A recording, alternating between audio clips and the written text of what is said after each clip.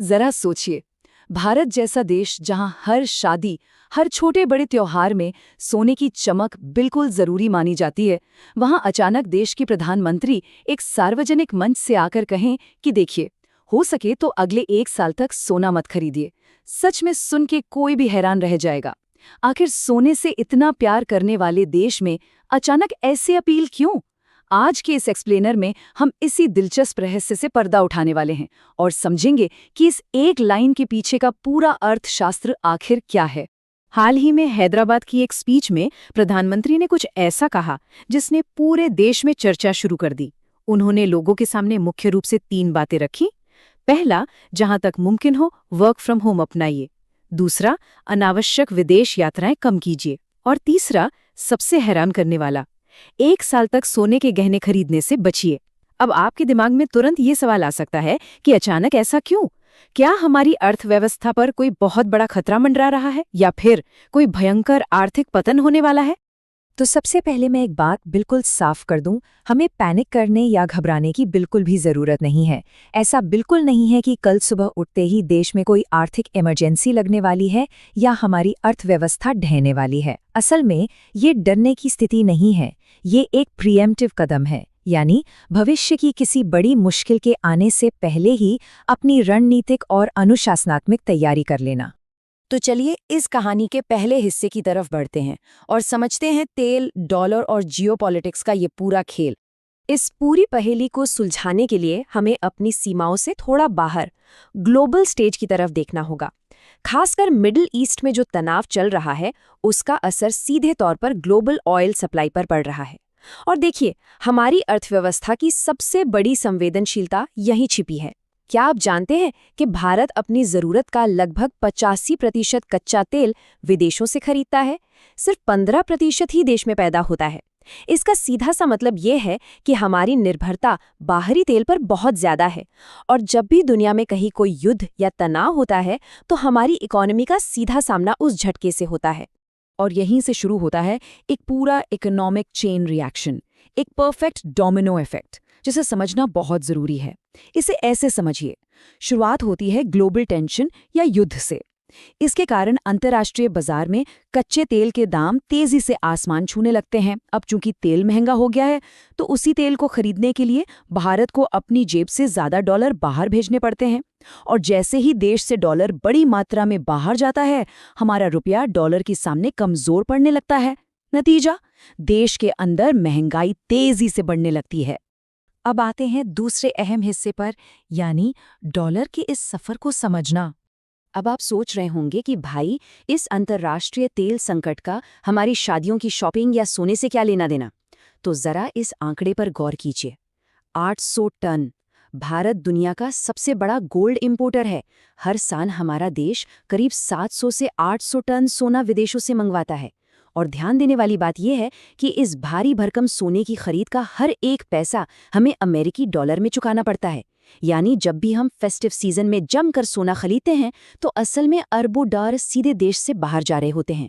तो संकट के समय में हमें क्या चुनना चाहिए? प्रधानमंत्री की इस अपील के पीछे का लॉजिक एकदम क्रिस्टल क्लियर है। ये बात है हमारी जरूरत बनाम हमारी चाहत की। देखिए, क्रूड ऑयल या कच्चा तेल हमारी बुनियादी और अनिवार्य जरूरत है। इसके बिना हमारे ट्रांसपोर्ट, कारखाने और पूरी की पूरी इकोनॉमी ठप पड़ जाएगी। लेकिन दूसरी तरफ सोने के गहने खरीदना, ये एक ऐसी चीज है जिसे हम आसानी से कुछ समय के लिए टाल सकते हैं। सीधी सी बात है, जो चीज अनिवार्य है उसके लिए हमें अपने कीमती डॉलर बचाने होंगे। और इसी डॉलर को बचाने की रणनीति में सिर्फ सोना ही नहीं, कुछ और भी कदम शामिल हैं। जहां तक संभव हो, वर्क फ्रॉम होम अपनाने की सलाह दी गई है। कारपूलिंग और पब्लिक ट्रांसपोर्ट का ज्यादा इस्तेमाल करने को कहा गया है, ताकि पेट्रोल डीजल कम जले और तेल का आयात घटे। साथ ही अनावश्यक विदेश यात्राओं को भी टालने का संकेत दिया गया है, क्योंकि आप जानते ही हैं, विदेश जाने पर आपकी फ्लाइट से लेकर होटल तक का एक खर्च डॉलर में ही होता है। इन सारे कदमों का सिर्फ और सिर्फ एक ही अंतिम लक्ष्य है, किसी भी तरह डॉलर को देश में ही रोकना। लेकिन हर सिक्के के 2 पहलू होते हैं। तो चलिए अब बात करते हैं इसके दूसरे पक्ष और चुनौतियों की। इतने बड़े माइक्रो इकोनॉमिक बदलाव के कुछ अनचाहे परिणाम भी हो सकते हैं, जिनका निष्पक्ष रूप से विश्लेषण करना बहुत जरूरी है। अगर देश में लोग अचानक बड़े पैमाने पर सोना खरीदना कम कर देंगे, तो ज्वेलरी इंडस्ट्री से जुड़े लाखों छोटे कारीगरों और दिहाड़ी मजदूरों के रोजगार पर सीधा नकारात्मक असर पड़ सकता है। इसी तरह वर्क फ्रॉम होम हर तरह की नौकरी या सेक्टर में तो मुमकिन नहीं है ना। और अगर आयात कम करने की ही बात है, तो किसानों के लिए फर्टिलाइजर यानी खाद का इस्तेमाल कम करना बहुत मुश्किल है, क्योंकि इससे सीधे उनके कृषि उत्पादन पर असर पड़ेगा। ये हमें बताता है कि ये पूरी आर्थिक रणनीति काफी जटिल है। हालांकि मार्केट एक्सपर्ट्स का नजरिया इस पर थोड़ा अलग है। उनका कहना है कि पिछले 70 दिनों से चल रहे इस भारी ग्लोबल तनाव के बावजूद सोने की कीमतों में सिर्फ 5% का ही करेक्शन देखा गया है। ये आंकड़ा इस बात को पूरी तरह स्पष्ट करता है कि सरकार की अपील का मकसद सोने के बाजार को गिराना या क्रैश करना बिल्कुल नहीं है। इसका विशुद्ध मकसद सिर्फ और सिर्फ भारत के फॉरेक्स रिजर्व को सुरक्षित रखना है। और यही बात हमें ले आती है हमारे अगले हिस्से पर, फॉरेक्स रिजर्व की रणनीति और देश की वित्तीय ढाल। आज की इस वित्तीय ढाल को समझने के लिए हमें इतिहास के पन्नों को थोड़ा पलटना होगा।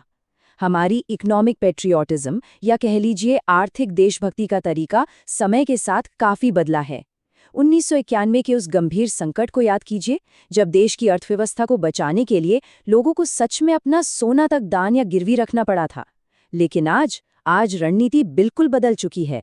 आज हमें अपना सोना दान करने की कोई जरूरत नहीं है, बल्कि देश के डॉलर बचाने के लिए बस अपनी खरीद को कुछ समय के लिए टालने का आग्रह किया गया है। ये है हमारी आधुनिक समय की आर्थिक देशभक्ति है। और आज हमें घबराने की जरूरत क्यों नहीं है? उसका सबसे बड़ा और ठोस सबूत है ये नंबर, $700 बिलियन।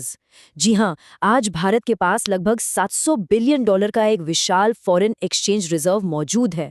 1991 के मुकाबले आज हम कई गुना ज्यादा मजबूत स्थिति में हैं। सरकार बस हालात बिगड़ने का इंतजार नहीं करना चाहती।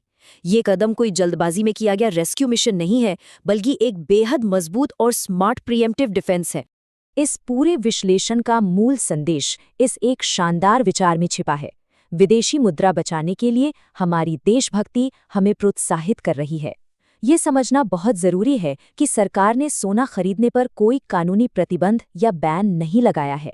ये बस एक निमंत्रण है, एक अपील है, ताकि आम नागरिक भी देश की इस वृहद आर्थिक स्थिरता में अपनी सक्रिय भागीदारी सुनिश्चित कर सके। तो जाते जाते मैं आपको एक सवाल के साथ छोड़ना चाहूंगी, जिस पर हम सभी को गहराई से विचार करना चाहिए। हमारे देश के राष्ट्रीय आर्थिक स्वास्थ्य में एक आम नागरिक की क्या भूमिका होती है? हमारी रोजमर्रा की छोटी छोटी आर्थिक आदतें और व्यक्तिगत चुनाव किस तरह ग्लोबल स्तर पर हमारे देश की मजबूती को तय कर सकते हैं? जरा सोचिएगा।